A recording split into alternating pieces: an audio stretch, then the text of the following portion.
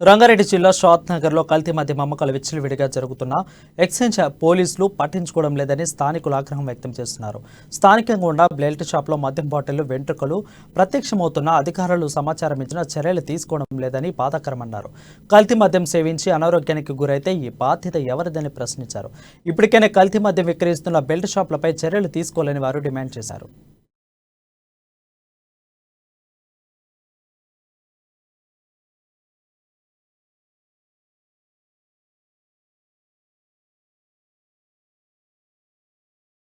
రంగారెడ్డి జిల్లా ఫర్గ్నర్ మండలం గంటవెల్లి గ్రామ పంచాయతీ పరిధిలో దేవునిమెండ సపరేట్ అయింది. కాబట్టి దేవునిమెండ తాండాలో వివాహం సందర్భంగా ఆ తాండా ప్రజలు అయితే మద్యం బాటిల్ బ్రెండస్ ఫైడ్ అనే బ్రాండ్ తీసుకోవడం జరిగింది.